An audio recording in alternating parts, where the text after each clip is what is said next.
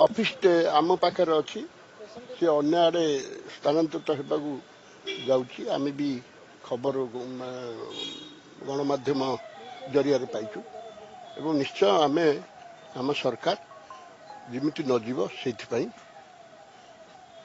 ପ୍ରଚେଷ୍ଟା କରିବେ ଏବଂ ଏବଂ ଆମେ ବି ଚାହୁଁଛୁ ଯେ ସେ ଅଫିସ ଏଇ ଆମ ଓଡ଼ିଶାରେ ରହୁ। ନିଶ୍ଚୟ ନିଶ୍ଚୟ ଜଣେଇବୁ ଯେ ଏଇଟା ଆମର ଥିଲା, ଆପଣଙ୍କର ଅସୁବିଧା କ'ଣ ହେଲା, କ'ଣ ଅସୁବିଧା ହେଉଛି ଆମକୁ ରିଜନ ଦିଅନ୍ତୁ ଆଉ ନିଅନ୍ତୁ। କ୍ଷତି ହଁ, ଆଉ ଆମେ ବି ରାଜସ୍ୱ ହରାଇବୁ। ନିଶ୍ଚୟ ଆମ ଇଣ୍ଟରେଷ୍ଟରେ ଆମେ କହିବୁ। ନିଶ୍ଚୟ ନିଶ୍ଚୟ ନିଶ୍ଚୟ ଆଜ୍ଞା, କେନ୍ଦ୍ର ସରକାର ଆମର, ରାଜ୍ୟ ସରକାର କେନ୍ଦ୍ର ସରକାର ମାନେ ଗୋଟିଏ ମୁଦ୍ରାର ଦୁଇଟା ପାର୍ଶ୍ୱ। ଓଡ଼ିଶା ସରକାର ଚାହୁଁଛନ୍ତି, ଓଡ଼ିଶା ସରକାର ଚାହୁଁଛନ୍ତି, ଭାରତ ସରକାର ବି ଚାହୁଁଛନ୍ତି କେମିତି ଓଡ଼ିଶା ଆଗକୁ ଯିବ। ହଁ ନିଶ୍ଚିତ, ଏଇଟା ହେଲା ଓଡ଼ିଶାର ସବୁଠୁ ବଡ଼ ଜିଲ୍ଲା, ଯେଉଁଟାକି 13ଟା MLA ସେଗମେଣ୍ଟ ଅଛି। ଆଉ ମୋତେ ଦଳ ସରକାର ମୋତେ ଦେଇଛନ୍ତି, କିଛି ଲକ୍ଷ୍ୟ ଅଛି ତାଙ୍କର ଯେ ଭଲ କେମିତି ହେବ। ଆଉ ଆପଣମାନେ ଜାଣିଛନ୍ତି ମୋର 27 ବର୍ଷର ଅଭିଜ୍ଞତା ଅଛି ପବ୍ଲିକ ସେକ୍ଟର।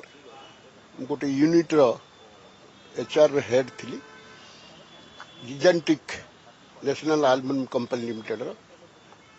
ତା ପୂର୍ବରୁ ବି ଗଭର୍ଣ୍ଣମେଣ୍ଟ ଅଫ୍ ଓଡ଼ିଶାରେ ଚାକିରି କରୁଥିଲି, ଲେବର ଅଫିସର ଥିଲି।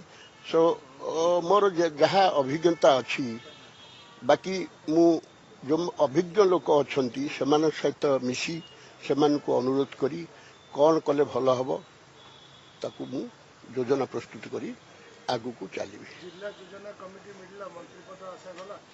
ନାଇଁ ସେଇଟା ଶୁଣନ୍ତୁ, ମନ୍ତ୍ରୀପଦ ଅଲଗା, ଜିଲ୍ଲା ଯୋଜନା ବୋର୍ଡ ଅଲଗା। ଏମିତି ନାହିଁ ଯେ ମନ୍ତ୍ରୀ ହେଇକିରି ଜିଲ୍ଲା ଯୋଜନା ବୋର୍ଡ ହେଇନାହାନ୍ତି ବା ଜିଲ୍ଲା ଯୋଜନା ବୋର୍ଡ ହେଇକିରି ମନ୍ତ୍ରୀ ହେଇନାହାନ୍ତି। କିଏ ଜାଣିଛି ଆଜ୍ଞା ଜଗନ୍ନାଥ କାହା ପାଇଁ କେତେବେଳେ କ'ଣ ରଖିଛନ୍ତି। ତେଣୁ ଆମେ ଆଶାବାଦୀ। ମୁଁ ଦେଖନ୍ତୁ, ମୁଁ ଏଇ ଯୋଜନା ବୋର୍ଡ ପାଇଁ ବି ମୁଁ କାହାକୁ କହିନଥିଲି। ଆମର ଦଳ ବା ସରକାର ଜାଣୁଛନ୍ତି ଯେ କାହାର କେତେ ପୋଟେନ୍ସିଆଲିଟି ଅଛି, ସେଇ ଅନୁସାରେ ସେମାନେ ତାକୁ ଚୟନ କରୁଛନ୍ତି। ମୁଁ କାହାକୁ କହିନଥିଲି, କିନ୍ତୁ ମୁଁ ଧନ୍ୟବାଦ ଦେବି ଆମର ପ୍ରିୟ ମୁଖ୍ୟମନ୍ତ୍ରୀ ଶ୍ରୀଯୁକ୍ତ ମୋହନ ଚରଣ ମାଝୀଙ୍କୁ ତଥା ଆମର